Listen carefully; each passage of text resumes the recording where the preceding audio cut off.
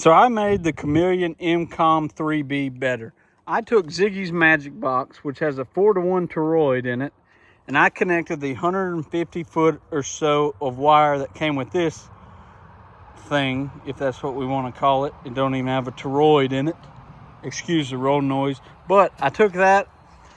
I took the 4-to-1. I put the wire in a triangle around the tree. You can't see it very well, but you can see it coming back and touching here. I believe that makes it vertically oriented, and it is radiating east to west. Let's get inside and check out and see what it's doing. We'll make a few voice contacts and maybe some FT8 contacts. Come along. Okay, so first things first, I want to take you through and show you just how tunable this antenna is. Now, I had to add about 10 foot of wire to it, but to make it a little bit closer to resonance in the 40 meter delta loop format that it's in. And we'll hit transmit. Oh, sorry, we need to hit tune. There we go. Tuned up 50, 6 meters, no problem. 10 meters.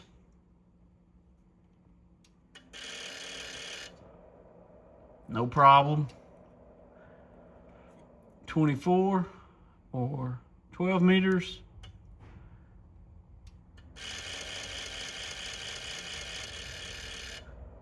Tuned it up, no problem. 21. 15 meters. Tuned it up. Run it through again. Yeah, tuned it up. Now I find this the performance to be marginal on 15 meters, to be honest with you, but 17 meters rocks. I mean, it kills it on voice and sideband. There we go. 14, 20 meters. Tuned it up, no problem.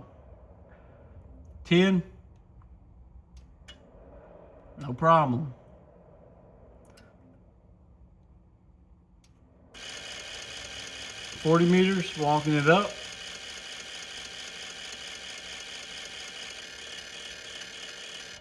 No problem. We have fantastic performance on 40 meters with this radio.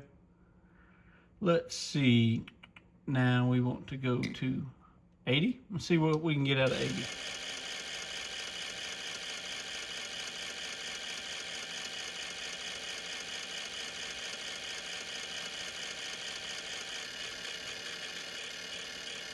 A little bit of a struggle, but it didn't quite get there for 80, which is okay. I don't use it a whole lot.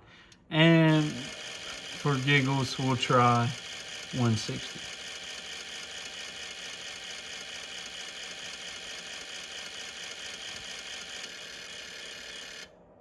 Nothing on 160. It'll be all right. All I need is 40 through 6. Okay, we're gonna fire up the old computer here, and we are gonna find some POTA stations. Hold tight. All right, so I had to get up and turn the lights out because they cause a little bit of RFI. You can see I still have a little bit there, but not a whole lot. So we are gonna select our band. We're gonna go over here to the 20 meter band and start looking. We're gonna start at 312.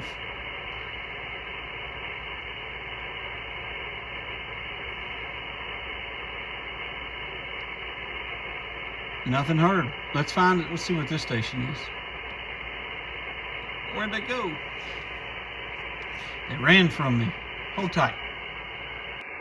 All right, well, it is a Wednesday evening. I've searched around. We can see some signals. I've checked all the POTA spots, and man, there's not one that I can really hear.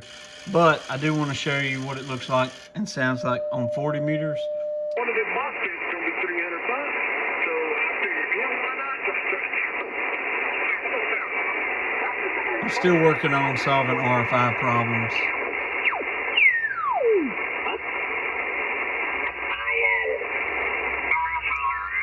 Everybody knew I was going to pass. Honked my horn 2 or 3 times. Like 3 or 4 cars there, honked my horn as I come up on him, and as soon as I got beside of him, took right on over. What a bum hole. What the hell is wrong with somebody like that?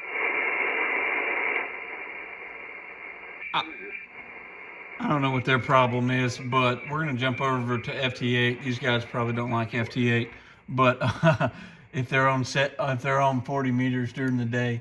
But it is Wednesday, you know, it is the afternoon, but still not a lot of stations going on. We'll try again this weekend, but we'll go ahead and jump over here to FT8. We'll get it set up so you can kind of see the spots.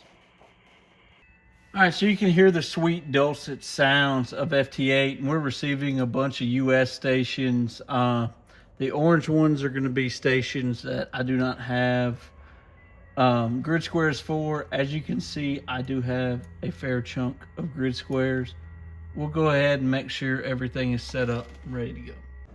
All right, so here we go on the 40-meter Delta Loop. Now, this is at 6 p.m. Central Standard Time. These are the spots for 17 meters. I ran Whisper for a little while, but I just felt like it wasn't giving a good representation of what this antenna was actually doing.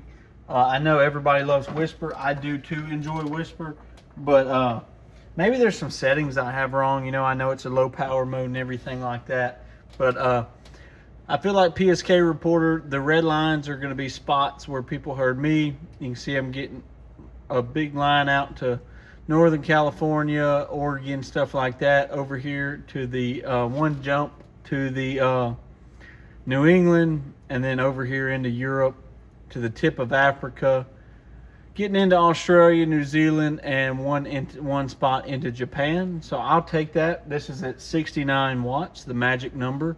We'll go ahead and close this out and let you look at the FT8 as well. So as you can see, we just finished this contact up. And let's see, where's he at? He's in Arizona. And let's try to make a contact live. Let's see if we can get to Pennsylvania. Oh, just kidding. This person wanted to have a contact.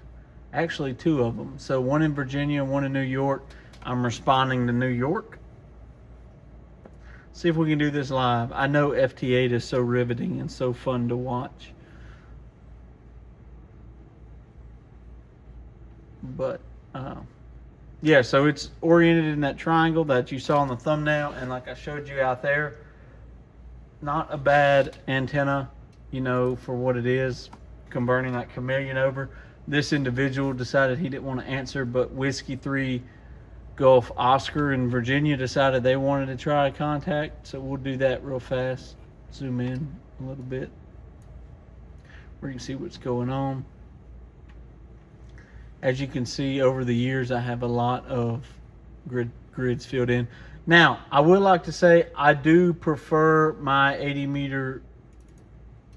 All right, so Kilo Golf 2 Hotel golly, sorry about that, guys. Kilo Charlie 2 Hotel Golf Papa. We just finished the contact. That was the station in New York. I want to see if we can contact this individual.